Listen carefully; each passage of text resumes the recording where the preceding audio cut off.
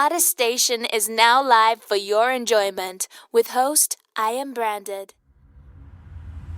Be it if you're a man, woman, or child, I feel like everybody needs to tune in and check out what we have to offer. And I have a guest here who actually is a founder, not only a founder, a person that has experienced this sad situation we got going on with domestic violence. And I want to welcome Miss Precious Love to Branded After Dark. Thank you for calling in, sweetheart. I appreciate it. Thank you for having me.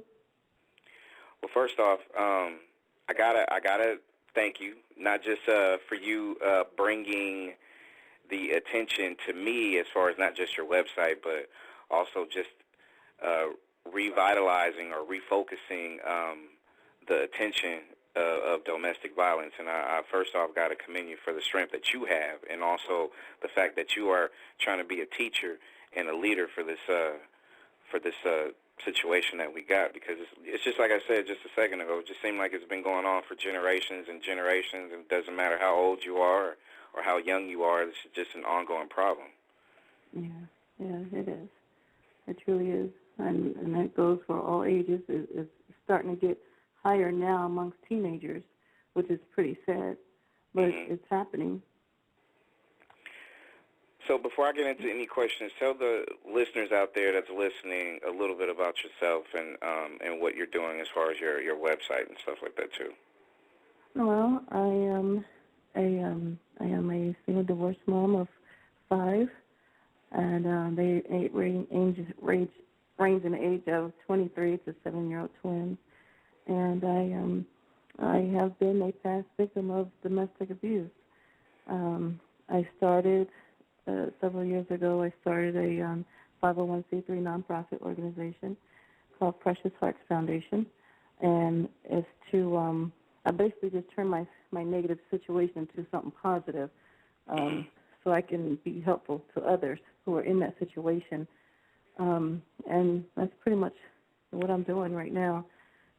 We try to provide as much as we can as far as assistance with regards to counseling and shelter. Right now, we're only able to provide temporary shelter because we have cooperation from a couple of hotels here, where if the victim is come to us and they don't have a place to go, then what we do is set them up in the hotel, and they will allow them to have an extended stay, which is great. Right. Which is great. And then afterwards, we'll guide them to a shelter. So right now, our main goal is to obtain shelter, obtain transitional housing. That way, so this one, because right now where I'm at, there's only one shelter, and it's in a small city. So we want to be that second one, and that's what we're doing now, working towards our goal with obtaining, conducting fundraisers, having raffles, things like that. Right. So right now, what we're doing is we want to be able to, when they get out of that hotel, we want to be able to have them come to our facility so the other one doesn't get overwhelmed, And right now, it's sometime in the future as far as, right now, it's going to be for, women and their children. But in the future, we want to obtain another facility that's going to be for men, because we don't just help women, men are abused as well. Right. And they need a place to go. And one of the things that just normally, because we've had shows based on domestic violence and a lot of different topics and a lot of different things over the years that I've done radio, but one thing that always surprises me is it's hard to find, or it's hard to, I guess you could say it's hard to find a woman or man or anyone that's really proactive in trying to curb domestic violence for education. And it was a breath of fresh air to be able to run across you and be able to get to that point where we can be able to, hey, let's try to work together on promoting this thing. Why do you think that it's hard for, let's just put the spotlight on women right now. Why do you feel like it's hard for women to kind of be more proactive when it comes to education about domestic violence versus the fact that there's a lot of women out there that do hide it? Yeah, they do. And to be honest, I was one of those women who were hiding it. and they were hiding it for reasons where they don't want their family members to know. They don't want, their friends or neighbors to know, Right. because of the fear that they have inside. I know personally I had fear of not wanting to be a single mom. I had fear of if I'd be able to take care of my children financially. Right.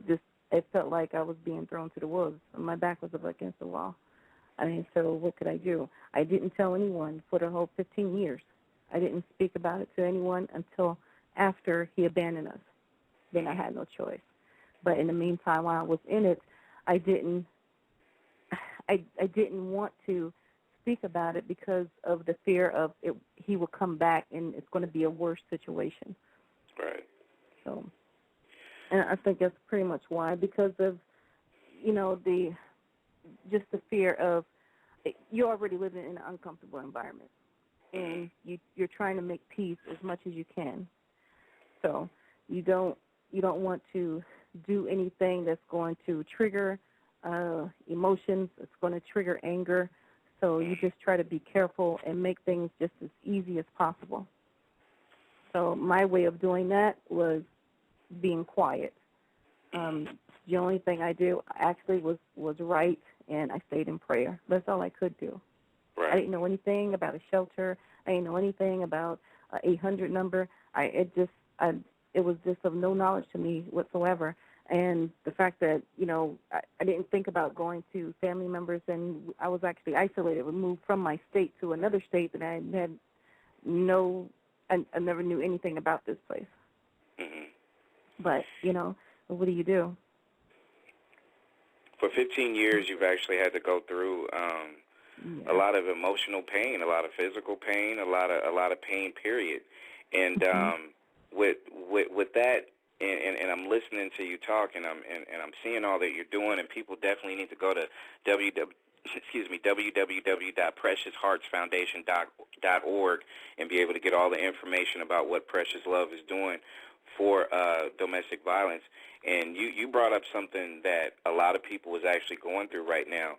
They're concealing it from their family members. They're concealing it from friends, close friends. They're concealing it from churches. They're concealing it from so many different people.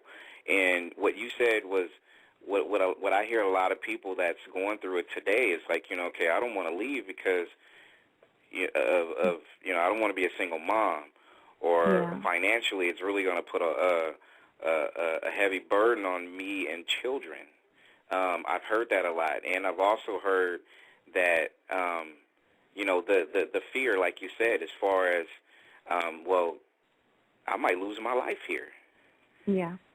And how and I know it's hard because I've never had a situation where it's hard for me to imagine, but I can only imagine. And it's like, being able to reach out to other people. Why do you feel, because I know you've experienced it yourself, and is there a way that you can be able to help educate and also show the way that it's okay to be able to leave? Yeah. Our way of doing that is providing counseling, providing life coach, being a life coach to someone. We have an 800 number, 1-877-731-2210, where we have advocates on standby 24/7. If you need to talk, if you need shelter, it doesn't matter what state you're in. You could be in California. You can be in Michigan. You could be in Pennsylvania. We have resources to shelters in your area, all over. So it doesn't matter when you call, what time you call. It's always going to be someone there that you'll be able to speak with, and we're going to try to talk to you. We're going to counsel you and help you any way we can, as much as we can.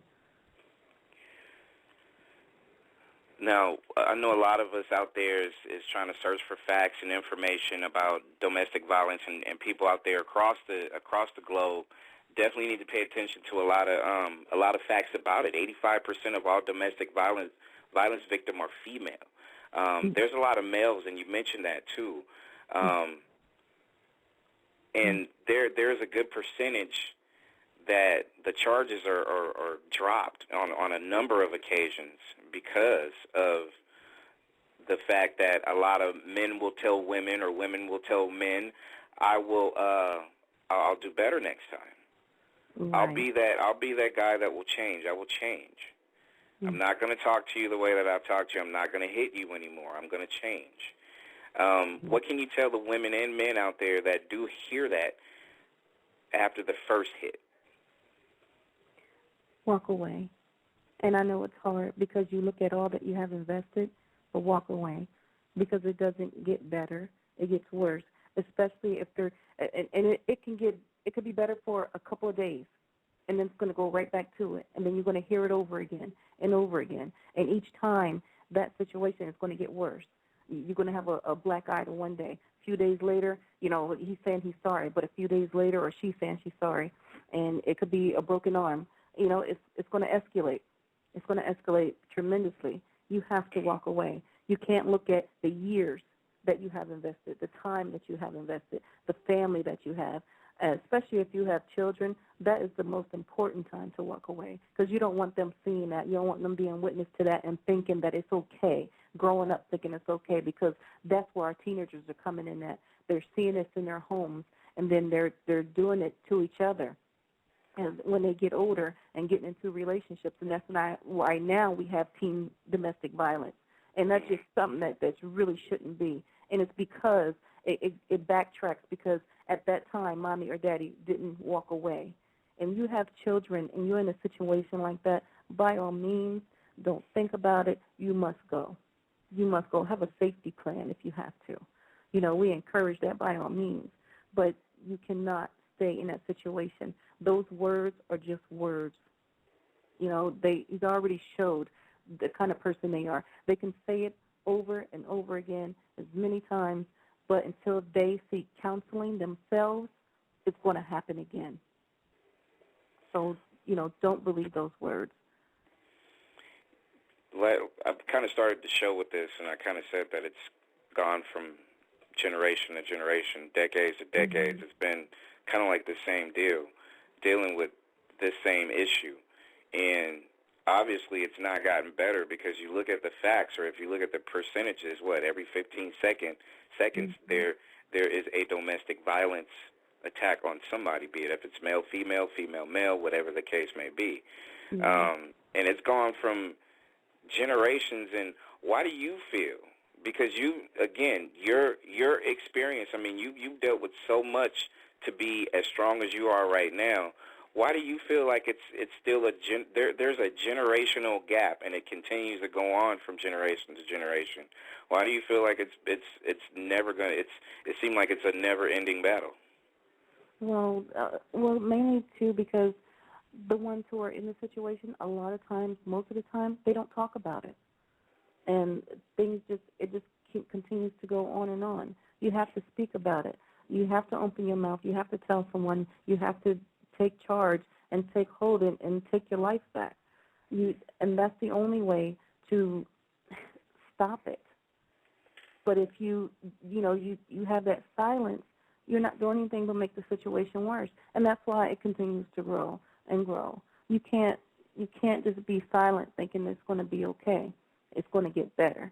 It doesn't. It never gets better. It's not okay to hit, and that's not love. And I've heard a lot of older women, say, "Oh, I didn't think if you didn't hit me, then I didn't think you loved me." I've never in my life. I think that is a ridiculous statement, and I think it should never ever be made. Because if he didn't hit me, then I know that he loved me. Touch me in a way that shows me affection, that shows me that you love me, that shows me that you care. Don't feel the need to just grab hold of me or to put your fist on my face. And, this is someone that you made vows to. How do you come to that point?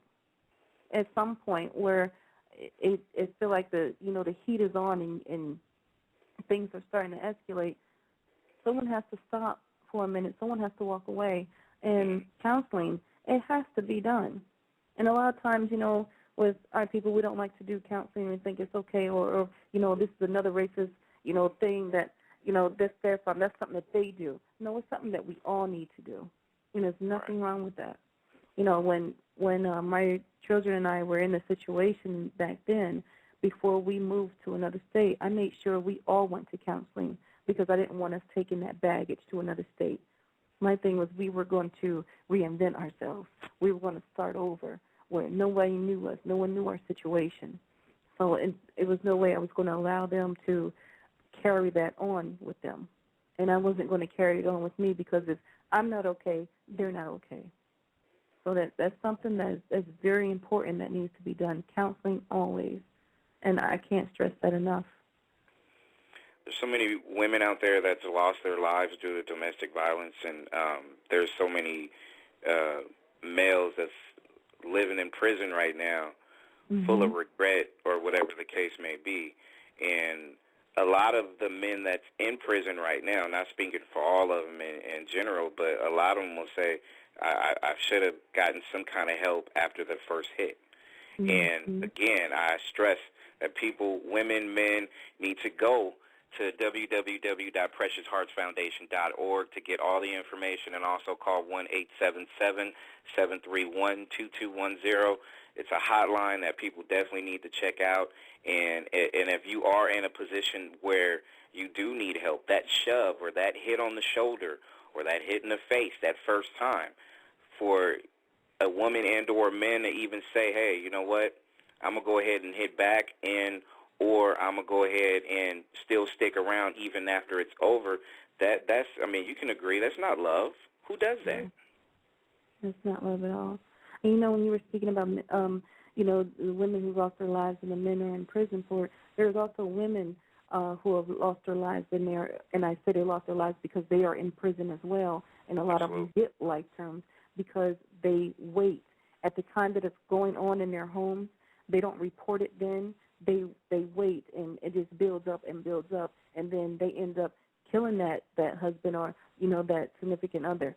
And then, since there's no reports to build up to that point, they're looking at it like it's, just something that she just did. And when she says, or he says that, it was because I was being beaten on, well, you have no proof because you never reported anything. You never said anything. So when the police come to you, all they're looking at is what you've done.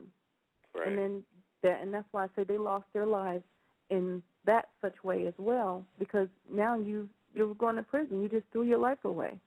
So it's very important that you open your mouth and you tell someone. It's very important. Even if you have to start making a journal, and that's what I started doing. I started journaling, and before I knew it, it became a book, and that book became my testimony called A Mother's Cry. So and writing is very good therapy.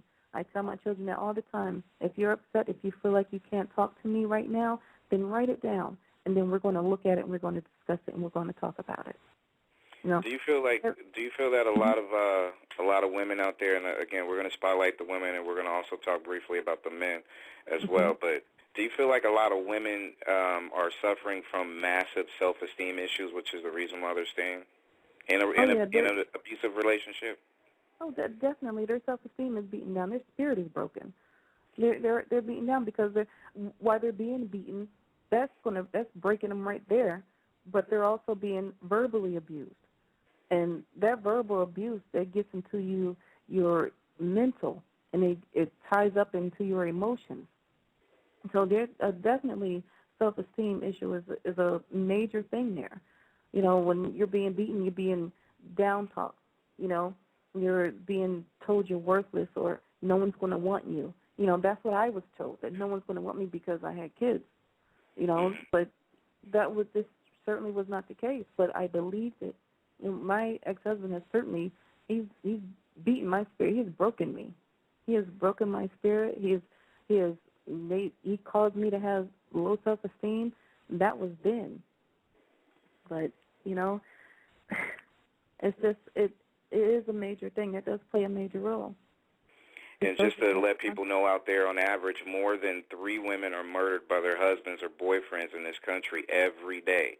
That's like over 1,000 women a year, and that's through something as far as domestic violence that that people need to get more educated on. People definitely need to get a reality check and look in the mirror on occasion, because it's just like you said, Precious, that a lot of infliction is, of course, is physical, but a lot of that mental and emotional abuse is harder hit than a fist.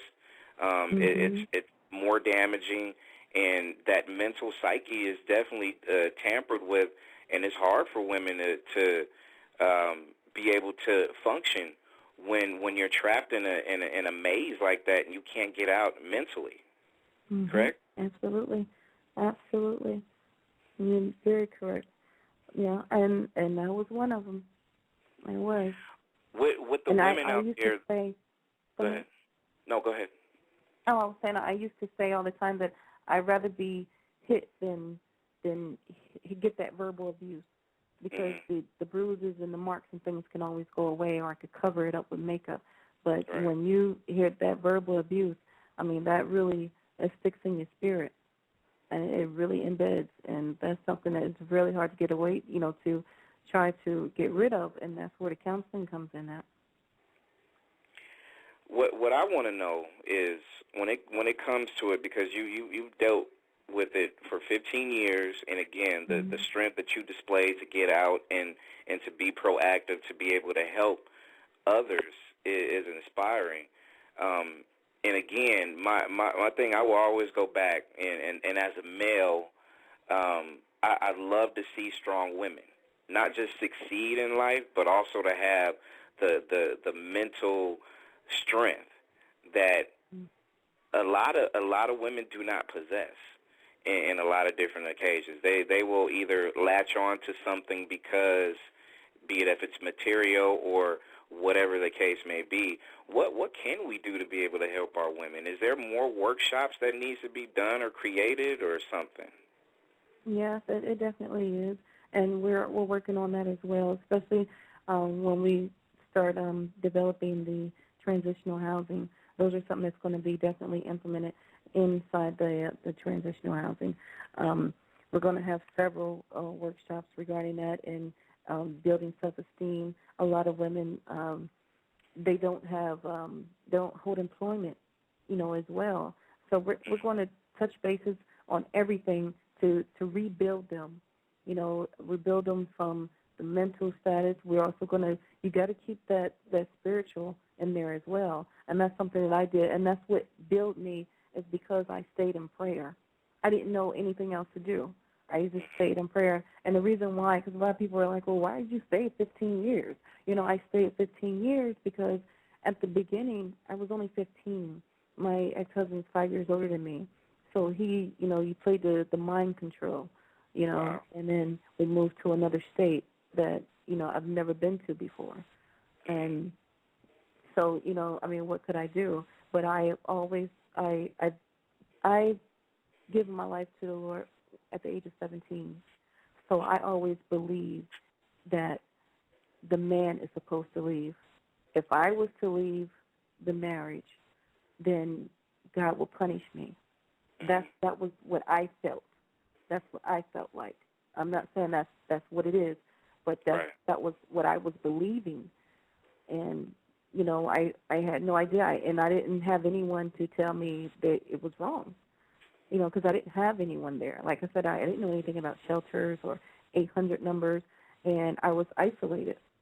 And so, all I had to do pretty much was to write and to pray.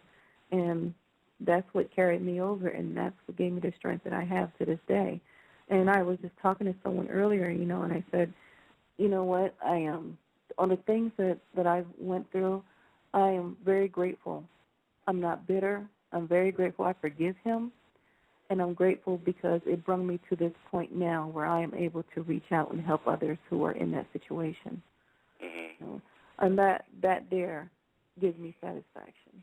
I mean, do you feel like, especially in your situation, that because of what you went through, the all the pain and all the years that you did, it took you to be able to self-reflect in order for you to get to that point where, it is okay for me to be forgiving of this guy, even though he put all this all this on me, I still forgive you. Did it feel like you actually needed to look at yourself in the mirror first and love yourself first to be able to do that?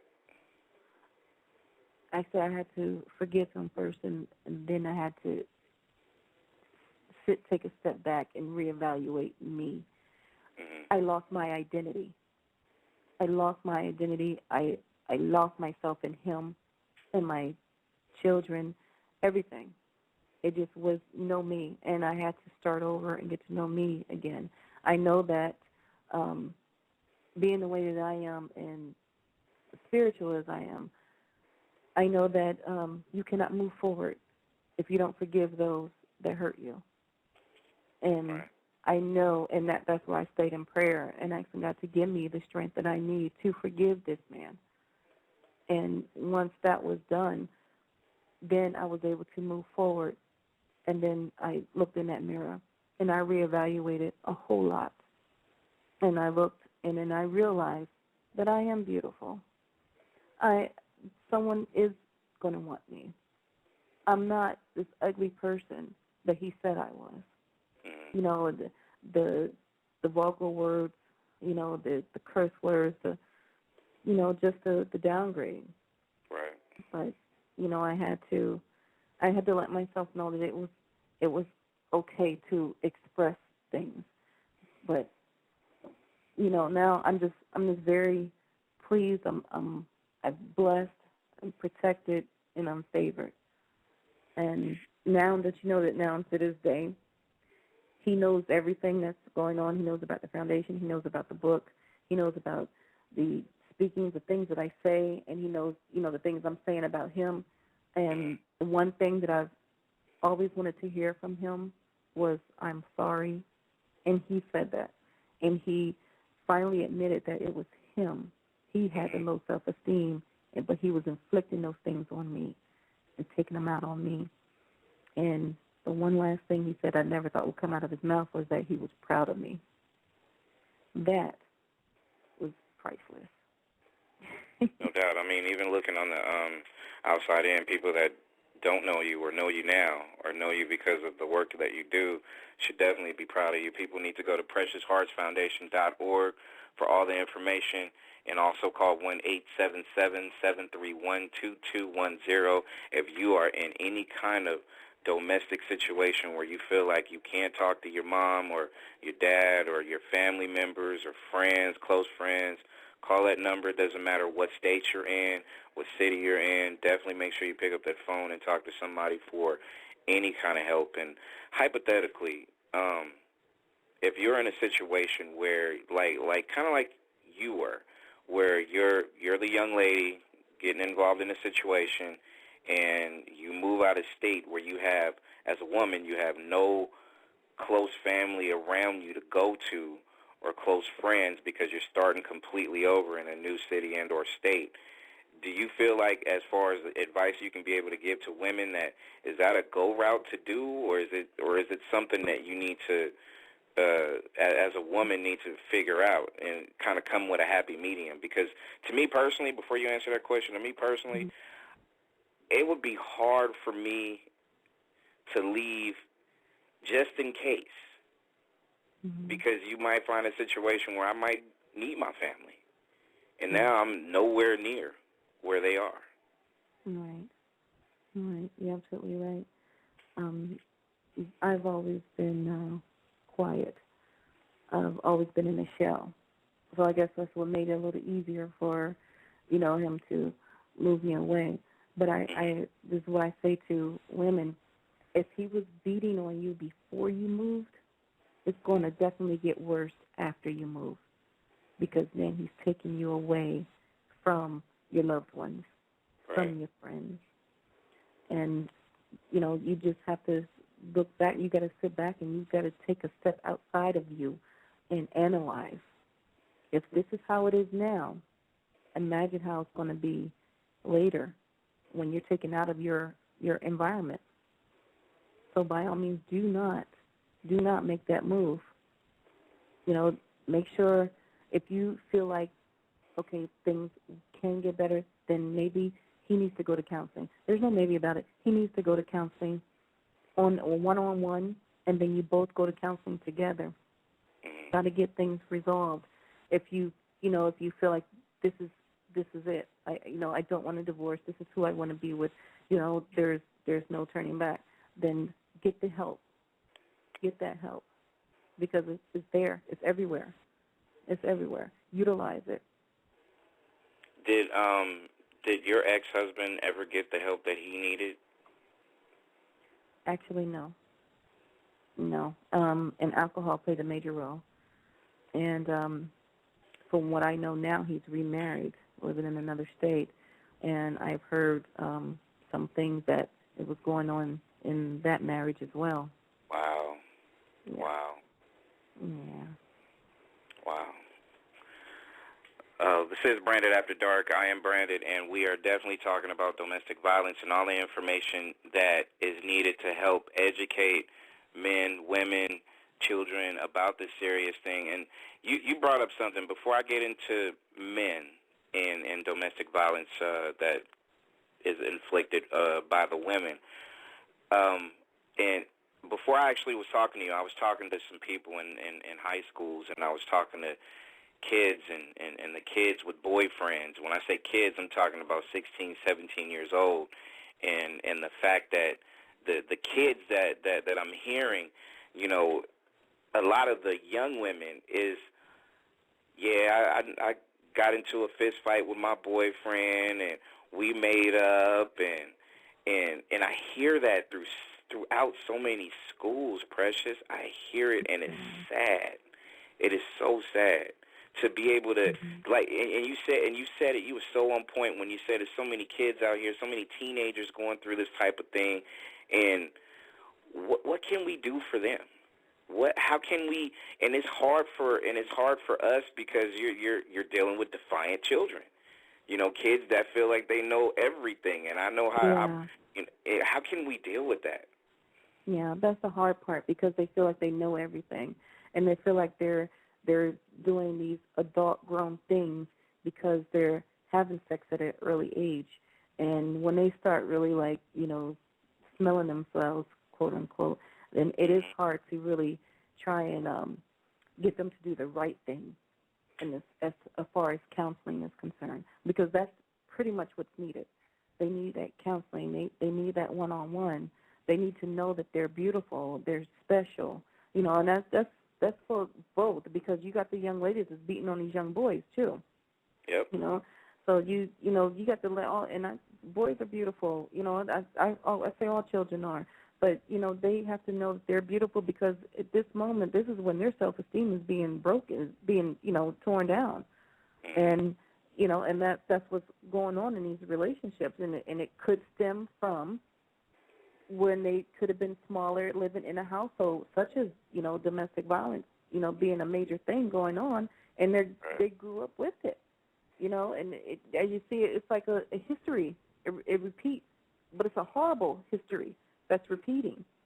And I can't stress enough the counseling, the community. You have to have that counseling, that communication.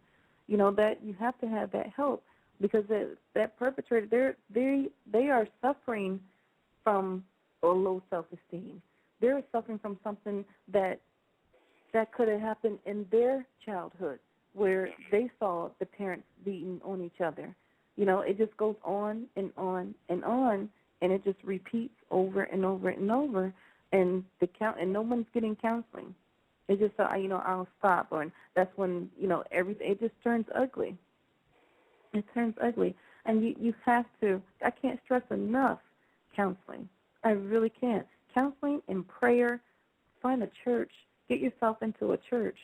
You got a fellowship with people, and that's what, and you get the spiritual counseling as well. That's the only thing that's going to stop you. You got to have that communication. You can't continue to sweep things under the rug and continue living the same way you're living and think it's going to get better, because it doesn't. It gets worse. You have to. And I have a 9-year-old daughter, and one thing that I've stressed, and even though I'm not with her mom, is to make sure that your daughter knows that if your dad is a perfect gentleman, then my tolerance for not having any guys around me in the future when I grow up is I you know how it is. I want somebody to be just like my dad. Right. So it kind of starts with us in a way, especially with your child being young at age. And I try to teach my daughter just, it's okay to talk to me about whatever, how you're feeling. It's okay to do that. And not pass any judgment or anything like that too. And I feel like, and you can correct me, or you can add on to what I'm saying is, I feel especially with our kids today, with kids being so, your child is 9 and their mind is just, you think they're like 13, 14 already. So you think that 13, 14 is like, in the 20s or something like that. So I always try to stress that, being able to be comfortable talking to your parents and or your close friends is really the first step for you to be able to be open and honest about how you feel about anything, especially when it comes to somebody inflicting pain on you, physical and or emotional pain. That puts a halt to it right there. That's a way of putting a halt to it because you have that open communication with your children. And then if something like that was to occur, or when they get into relationships, they already know that they can come to mom and dad, and they have that open communication with them, and they can tell them, and that is a way that you stop it. You prevented it right there because you kept that lines of communication open. That's the one way of doing it. That's the only way of doing it. PreciousHeartsFoundation.org. Make sure you go ahead and hit up Precious Love as well. Call, please, if you are experiencing anything. If you're listening now right now, because we got more than 250,000 listeners throughout the United States and across the world listening right now. If you're experiencing anything that you feel like you need to call, please call this 1-877 number, which is 877-731-2210, 24/7. Reach out to someone, because I'm telling you now, this is the only way that we can break the cycle is if we band together and unite and try to be able to educate as many people as possible. Just like the fact that a lot of people don't know, there's a lot of men that get abused as well. There is. I've written a book called Battered Secrets, Men of Domestic Violence.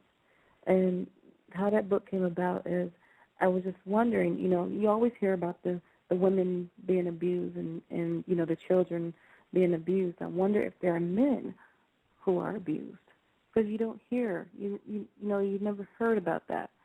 And I did a survey of men all around the world, and I've gotten responses of men all around the world. And I'm going to start writing a second book because there is so much more. They're starting to come forward now. I have it. The book is made up of 10 chapters, and each chapter is that man's bio. And you'd be surprised of the stories that they have of how they were abused. I mean, it makes the women seem so vicious. And it's men that you wouldn't even suspect. You wouldn't even think, he's not abused. And it could be the hardcore. He didn't have the T-shirt and the Timbs and the jeans, and he's being abused. It's right. Men who are corporate and carrying the briefcase and the shirt and the tie, and he's being abused. You just wouldn't think. You wouldn't think it at all, but it's definitely going on.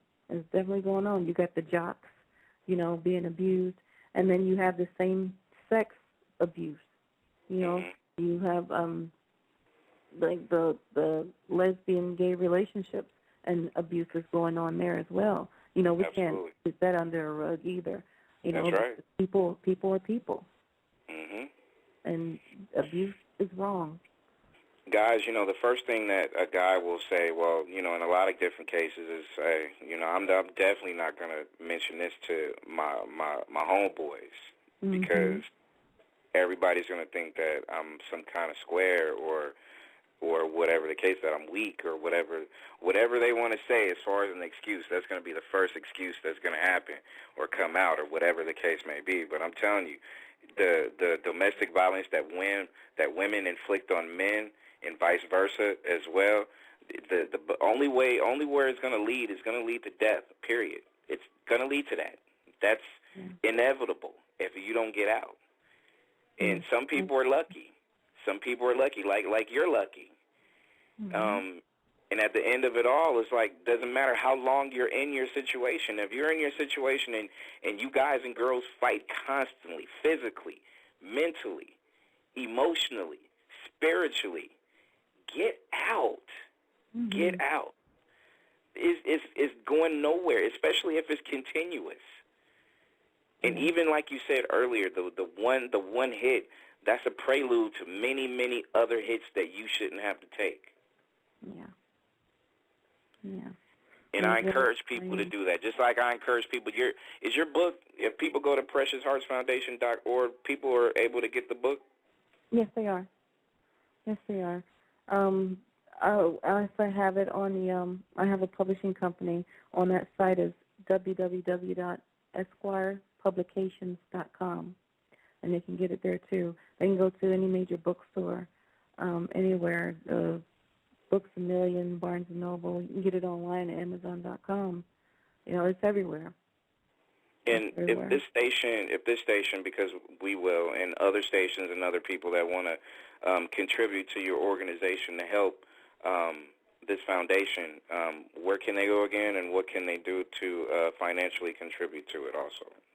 Oh, and again, you can go to the website, www.preciousheartsfoundation.org, and there is a donation button on the first page, and you could donate like that. If you like to have a book, just you donate $5 or more, and you'll receive the book. I have both books on there, A Mother's Cry and A Battered Secrets of the Men Who Are Being Abused.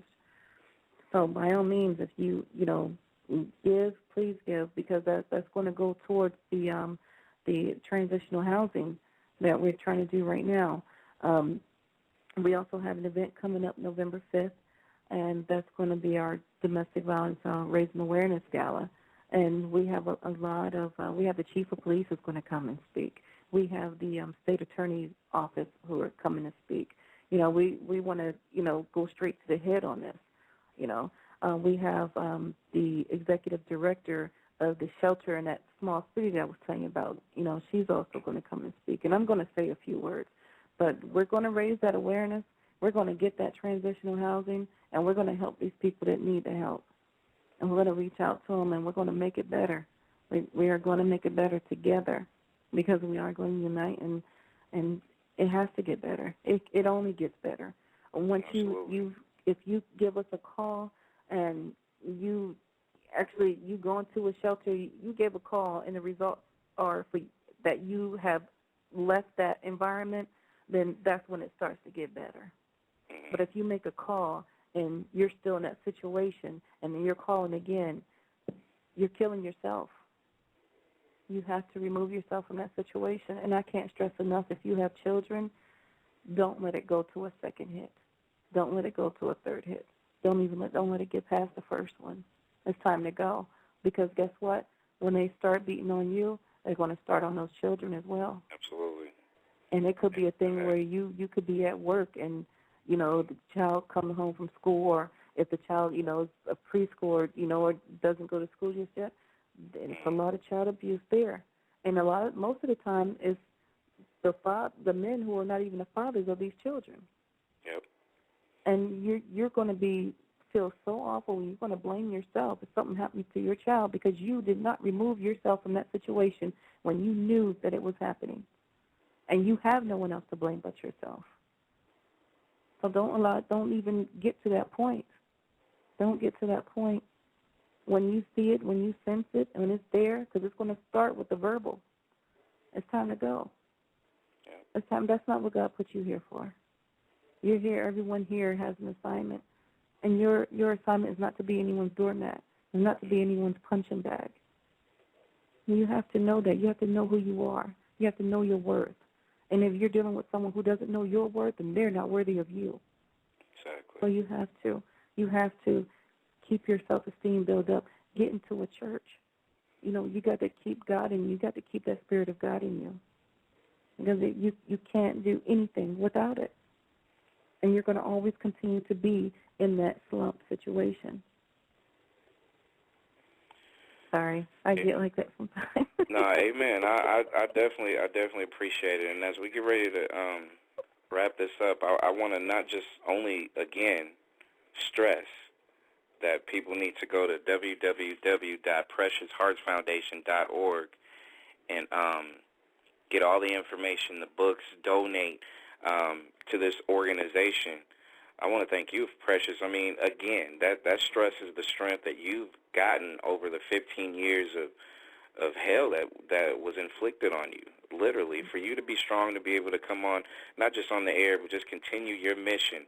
This is your mission, to be able to educate all these people out here and to be a catalyst to something that has not changed in decades. And for you to be able to come in and to talk about it with as much passion and conviction, I really and truly appreciate it from the bottom of my heart. And whatever I can do and the station can do to be able to help, we will definitely make sure we work alongside you to make this happen.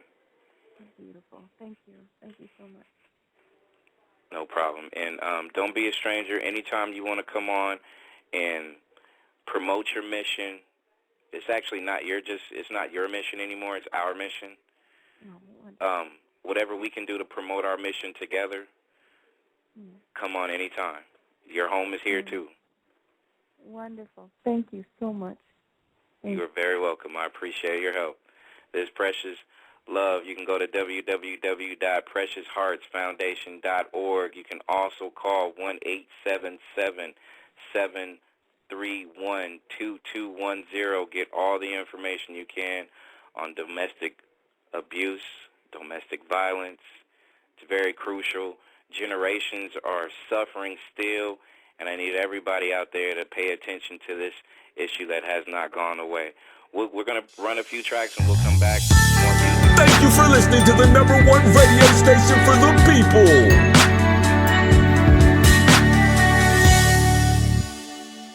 Nexxlegacy Radio.